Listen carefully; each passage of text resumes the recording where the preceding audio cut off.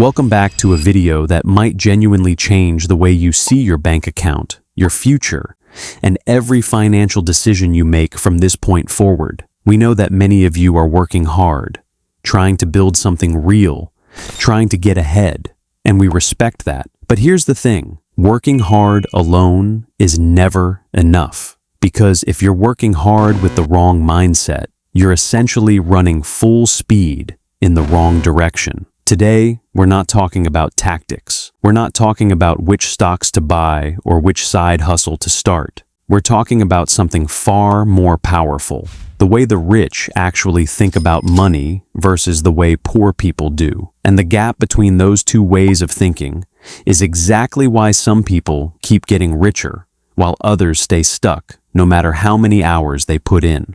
Take all of these with a grain of salt. These are here to make you think, not to offend. And as always, whenever we do videos like this, some people will rush to the comments to argue. That's fine. But the ones who are truly on their way up will grab a pen, write these down, and ask themselves honestly, which of these mindset shifts am I missing? Here are 15 mindset shifts about money that poor people never make. The rich think about money as a tool. Poor people think about money as a goal. Here's one of the most fundamental differences between the wealthy and everyone else. Poor people spend their entire lives chasing money as if money itself is the destination. The rich figured out early on that money is nothing more than a tool, like a hammer. A hammer doesn't build a house on its own.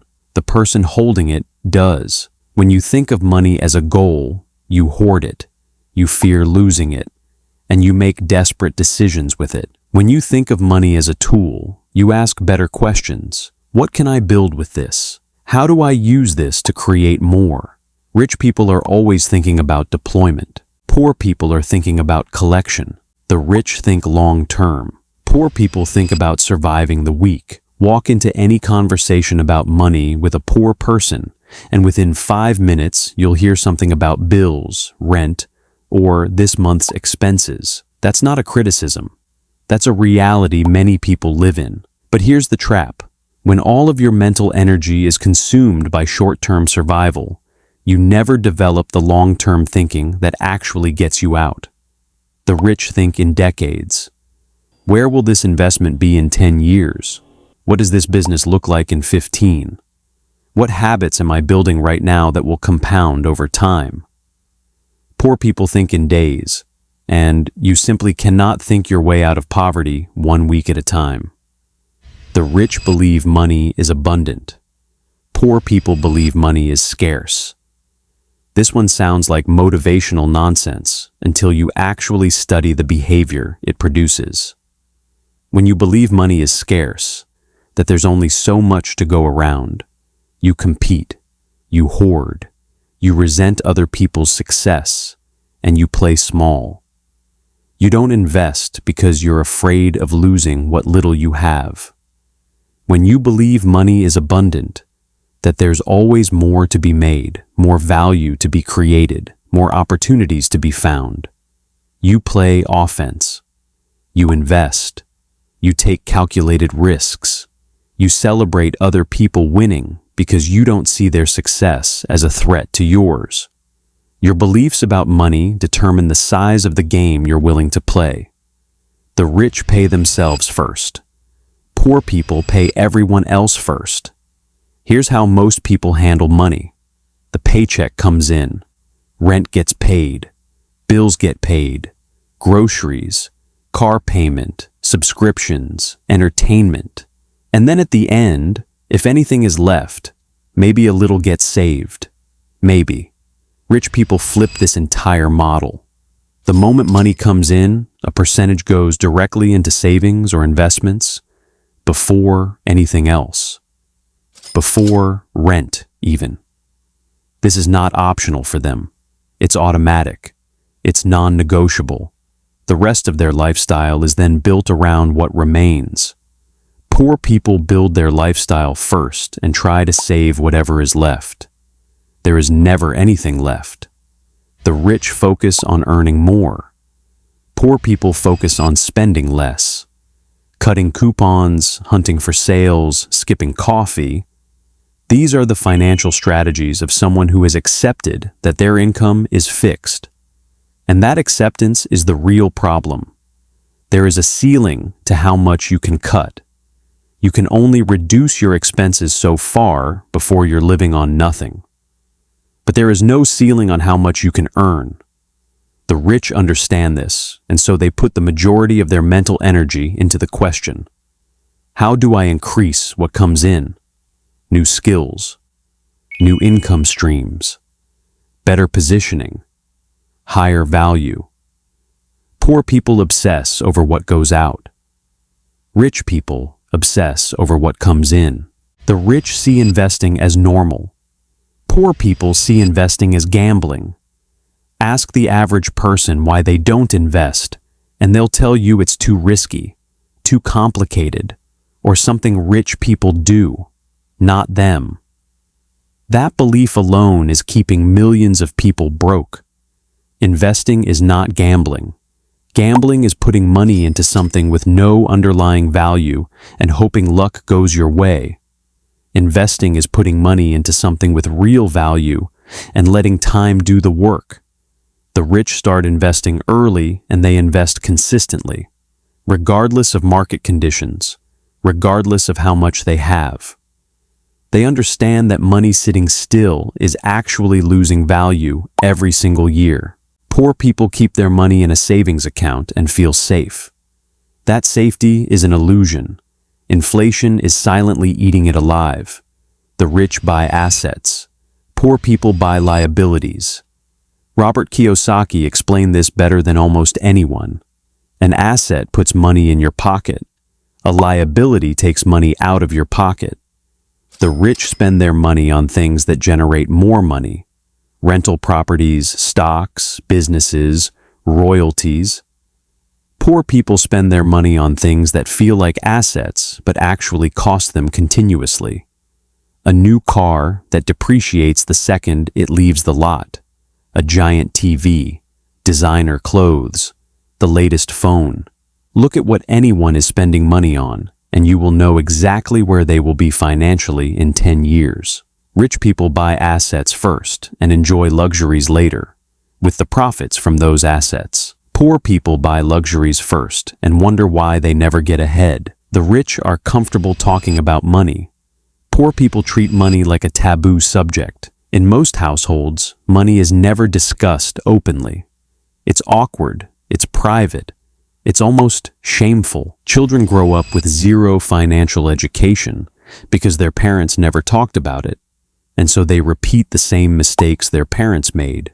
Rich families talk about money at the dinner table. They talk about investments, taxes, deals, strategies. Children grow up financially literate because money is treated as a normal topic, something to be understood and mastered, not feared or avoided. The discomfort poor people feel around money conversations is one of the most expensive things they will ever experience. The rich use debt strategically. Poor people are used by debt. Debt is not the enemy. Stupid debt is the enemy. The rich borrow money to buy things that make them more money. A business loan that funds operations generating 10 times the return. A mortgage on a rental property that pays for itself and then some. They use other people's money to multiply their own wealth. Poor people use debt to buy things that lose value. Clothes, vacations, electronics, restaurant meals. They're paying interest on things that no longer exist. And then they spend years working just to pay off that interest. The rich make debt work for them. Poor people work to pay off their debt. Those are two completely different realities. The rich invest in themselves relentlessly.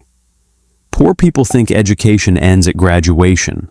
Go look at the reading habits of the wealthiest people in the world. Warren Buffett reads for hours every single day. Bill Gates reads a book a week. Elon Musk taught himself rocket science from books. These are not coincidences. The rich understand that every dollar invested in their own knowledge, skills, and mental capability compounds just like money does. Poor people stop learning the moment school is over. They don't buy books. They don't take courses. They don't go to seminars or seek out mentors. They believe that what they already know is enough, and so they stay exactly where they are, because growth stops the moment learning stops. The rich take calculated risks. Poor people avoid all risk. Here is a brutal truth. Playing it safe is risky. Staying in a job you hate because it feels secure, keeping your money in a savings account because the stock market scares you, never starting that business because it might fail. These all feel like safe choices, but they carry enormous risk. The risk of spending your entire life building someone else's dream. The risk of retiring with nothing. The risk of always wondering what if. The rich are not reckless. They study risks. They minimize them. They prepare for downside scenarios. But then they act. Poor people see risk and they freeze. They wait for certainty that never comes. And while they wait, the opportunities pass. The rich build multiple streams of income. Poor people rely on one job, one paycheck, one income stream. And if that single stream dries up, if the job disappears, if the company folds, if the economy shifts, everything collapses. Poor people build their entire financial life on a single pillar and hope it never falls.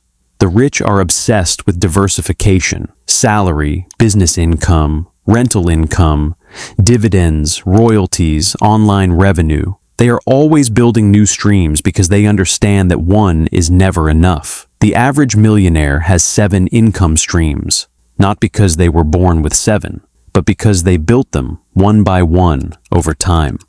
The rich think about legacy. Poor people think about today. When you're wealthy, you start thinking beyond yourself. How do I build something that outlasts me? What am I leaving behind for my children? How do I structure my wealth so it grows across generations? This kind of thinking forces a completely different set of decisions. More disciplined, more strategic, more patient. Poor people think about today's problems and today's pleasures. They spend now because the future feels too abstract, too far away, too uncertain. And then the future arrives, and it looks exactly like the present, but worse. The rich surround themselves with people who think bigger. Poor people stay comfortable. You've heard this before.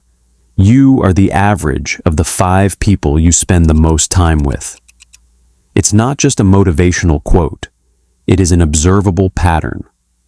Rich people deliberately seek out people who are more successful than them, not to feel inferior, but to raise their own standard. They want to be the least successful person in the room because that means the room is pulling them up. Poor people surround themselves with people who think the same way, earn the same way, live the same way. It feels comfortable, but comfort is the enemy of growth. If everyone around you is fine with mediocrity, mediocrity becomes your ceiling. The rich believe they are responsible for their financial life. Poor people wait for someone to fix it. This is perhaps the most important shift of all. Poor people wait for the government, for a better economy, for a lucky break, for someone to give them a chance. They believe that external forces control their financial fate, and so they hand over their power to those forces. The rich take radical ownership. They don't wait for conditions to be perfect. They don't wait for someone to open a door. They build the door. They understand that no one is coming to save them. And rather than finding that terrifying, they find it liberating, because it means they are fully in control. If you made it to the end of this video, you already have something that most people don't: the willingness to look at your own thinking honestly. That alone puts you ahead of the majority. Take these 15 mindset shifts and ask yourself, which ones am I missing? Which ones have I been getting wrong without even realizing it? Because the truth is, wealth doesn't start in your bank account. It starts in your mind. And the moment you change how you think about money, everything else begins to change with it. If you know someone who needs to hear this, someone who is working hard but can't figure out why they're not getting ahead, do them a favor and share this video with them. Sometimes one idea at the right moment changes everything. Which of these 15 mindset shifts hit you the hardest? Let us know in the comments below. And make sure you're subscribed so you never miss a video like this one. We'll see you in the next one.